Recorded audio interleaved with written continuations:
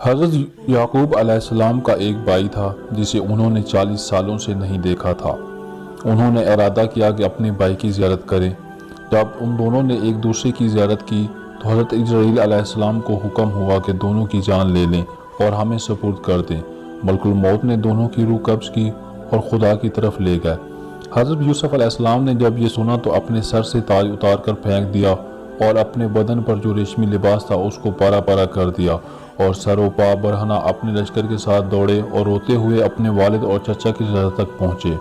جب ان دونوں کو دیکھا تو غم اور حسرت کی وجہ سے رونے لگے۔ سر اٹھایا اور روتے ہوئے حسرت سے آسمان کی طرف دیکھا۔ یکایک آسمان کے دروازے کھلے اور انبیاء کی روحیں اور فرشتے ان کی روح کے استقبال کے لیے آئے۔ حضرت یوسف علیہ السلام نے عالم ارواح کو دیکھا جو نور سے مزین تھی۔ فرشتوں نے نثار رحمت کو ہاتھوں میں لیا اور ان کو یعنی حضرت یعقوب اور ان کے بھائی کو دنیا سے لیا اور غسل دیا۔ ان دونوں کو بیت المقدس میں ایک قبر میں دفن کیا۔ پھر جب حضرت یوسف علیہ السلام دفن سے فارغ ہوئے تو دوبارہ مصر آئے۔ خود کو دیکھا، 4 غموں نے ان کو لپیٹا ہوا تھا۔ ایک یتیمی کا دکھ، دوسرا غریبی کا درد، غریبی یعنی غریب الوطنی، تیسرا باپ کی جدائی کا غم اور چوتھا چچا کی جدائی کا غم۔ ان غموں کو برداشت کرنے کی طاقت نہیں تھی۔ جب رات ہوئی دریائے نیل کے کنارے گیا، مصلی بچھایا، اخلاص کے ساتھ کھڑے ہوئے اور رات سے دن تک نماز پڑھی۔ آخر میں کہا، اے خدا، تو نے بھائیوں کے مکر سے، عورتوں کے شر سے خبردار کیا اور زندان سے باہر نکالا اور حکمرانی دی، رسالت اور نبوت کا لباس پہنایا، علم و حکمت سکھایا۔ یہ دنیا باقی نہیں رہے گی۔ میری ایک دعا ہے، قبول کر لے اور عالم سے، اس دنیا سے مجھے مسلمان باہر نکال اور میرے آباء و اجداد کی صحبت عطا فرما۔ جبرائیل علیہ السلام آئے اور کہا، اے یوسف، خداوند عالم نے آپ کو سلام بھیجا ہے اور کہا ہے تمہارے والد اور چچا کی عمر ختم ہو گئی تھی۔ جب ایک دوسرے سے ملے تو مہلت نہیں تھی، ایک دوسرے سے باتیں کریں اور دونوں کی جان لے لی گئی۔ تمہاری ابھی عمر ختم نہیں ہوئی، اس طرح مناجات کرو اور اپنی زندگی کو آخرت کے لیے آمادہ کرو کہ جب موت کا وقت آئے تو مہلت نہیں دی جائے گی۔ بس حضرت یوسف علیہ السلام نے اپنے باپ کی وفات کے بعد تاج سر پر نہیں رکھا اور تخت پر نہیں بیٹھے، ہر رات خدا کی عبادت میں گزارتے اور دریائے نیل کے کنارے خدا سے مناجات کرتے۔ راتوں میں سے ایک رات حضرت یعقوب علیہ السلام اور حضرت اسحاق علیہ السلام کو خواب میں دیکھا کہ جنت کا لباس پہنا ہوا تھا اور کرامت کا تاج سر پر سجا ہوا تھا۔ حضرت یوسف علیہ السلام نے کہا، اے یوسف، 20 سال ہوئے، آپ کا دل ہم سے ملنے کی خواہش میں جل رہا ہے، آپ کو خوشخبری ہو، 3 دنوں تک ہم سے ملو گے۔ روایت ہے کہ حضرت یوسف علیہ السلام نے ان 3 دنوں میں والد کو دیکھنے کی خواہش میں اتنی گریزاری کی کہ ان کے والد حضرت یعقوب علیہ السلام نے ان 40 سالوں میں ان سے ملنے کی خواہش میں نہیں کی تھی۔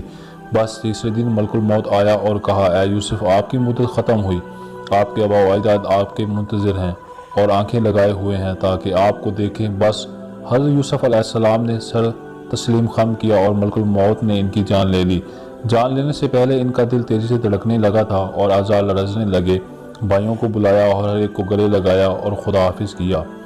جب ملک الموت ان کی طرف متوجہ ہوئے، حضرت یوسف علیہ السلام گریہ کرنے لگے۔ فرشتوں نے صدا بلند کی، مقربین اور روحانیوں نے گریہ کرنے لگے۔ بھائیوں نے سر میں خاک ڈالی۔ جب ان کی روح جدا ہوئی، حضرت جبرائیل علیہ السلام آئے اور جنت سے سفید لباس لائے، انہیں غسل دیا، کفن پہنایا اور تابوت میں رکھا۔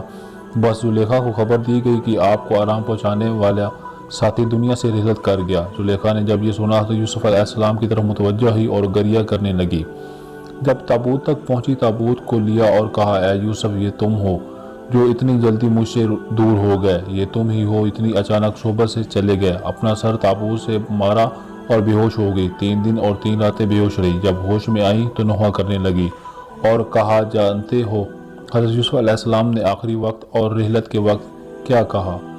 ان سب نے کہا۔ حضرت یوسف علیہ السلام نے فرمایا، اے خدا، اگر تمہارے نزدیک میری اہمیت ہے، میری جان لے لے، اس حالت میں کہ مسلمان ہوں اور صالحین کی صحبت میں رہوں گا۔ پھر کیا تھا؟ زلیخا نے بھی یہی درخواست کی اور کہا، اے خدا، میری جان مجھ سے لے لے اور صالحین کی صحبت تک پہنچا دے۔